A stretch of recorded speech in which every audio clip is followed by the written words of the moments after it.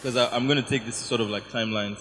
Talking about that time, I remember how some of the so what Emma used to do was he would record a song, then he would play it for Jesse and Ice, and then they would smash this. They would basically just destroy the song, and then what Emma would do is while everybody's sleeping, he would record again, rewrite the song, recreate the beat, and then wake everybody up and then fuck you, bitch. Come and listen now, right?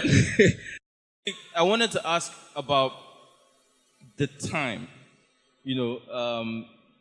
Not necessarily whether you miss Jesse or Ice, but do you have people who played that same role now in your life?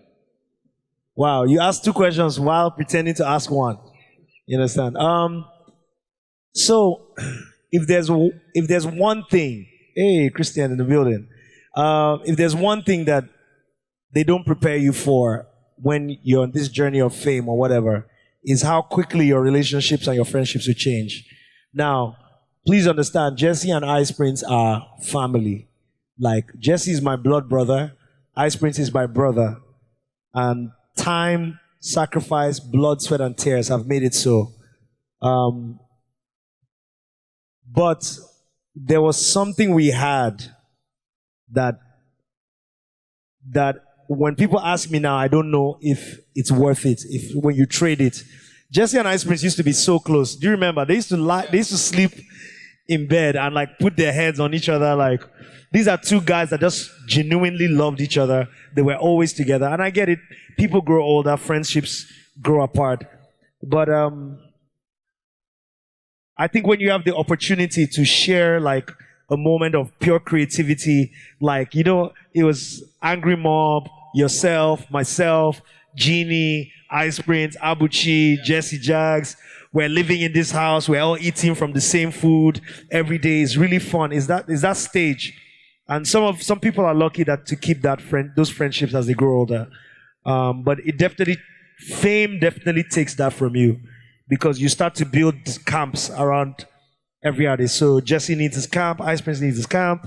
They need their managers. The managers need to outperform each other. Access to information. You guys know how politics is now.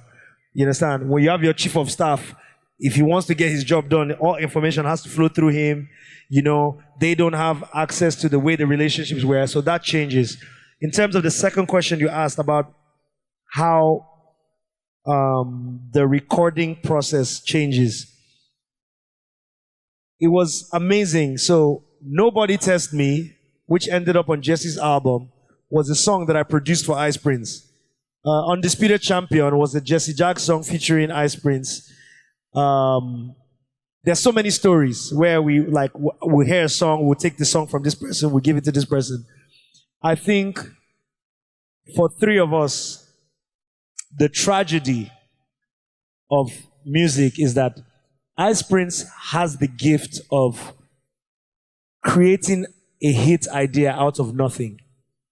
Right? So if that's an infinity stone, Ice Prince has that's his infinity stone. He can create a hit out of, I like this girl in particular, hit already. We're in the studio, we know it's a hit. Jesse Jags has the gift, his own infinity stone.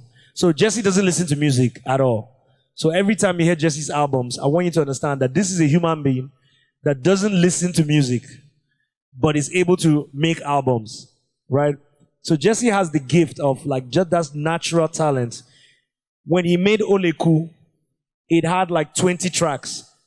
And then I sat down, I listened to it, and I picked 6 tracks. So when you hear Oleku, there's 6 tracks out of 20 that are playing. The other 14 that we didn't use could make up another song, right? So Jesse has that gift. And then I'm more of the finisher. So if you listen to my albums, you hear the skits, the transitions between songs, sort of they're more polished, they're more rounded. So in a way, we're like the 3 Infinity Stones, and we should be recording together. We should be making albums together. We should, all 3 of us, be sitting down to finish Ice Prince's album, and then to finish Jesse's album. And again, as I said, I don't know if hopefully one day we have that opportunity again. But I try to replicate it. I have young people around me all the time. My last project, I worked with TMX, So Chills, Odunsi, G-Clef, GMK, all these guys. And what I have to do is to sit down in the studio and allow them be free. Because when they sit in the studio, they're like, man, I'm with MI. So everybody tries to play me an MI sounding song or an MI sounding beat. And I want to get to the place where you can say to me, that's a terrible idea. So Odunsi, the engine, whose album just came out, is one of the most like self-aware young people. He met me, when I met him, he was 20. I think he's 22 now. But he was 20 years old. He listened to my album. First time he's ever met me in his life. He listened to my album. He said, is that it? I was like, well, I mean, I'm going to do one. He's like, this is not really what people want to hear from MI now. The person before that did that for me was Millie. And another young guy too, around 20 years old. I remember I'll be rapping when I was recording Chairman. I'll be rapping. Millie would just open the door because there's a small space where they play PlayStation and stuff. He would just open the door and be like, Baba, that one, that old school rap. They don't go feel I'm like, look at these little rats. You have not even recorded one song in your career. Like, you know what I mean? But if you allow young people the access, they will create that same environment for you. Yeah. It'll never be the same as, working with your brothers, but it's something. Fantastic. I also wanted to go back a little to something you said to me here.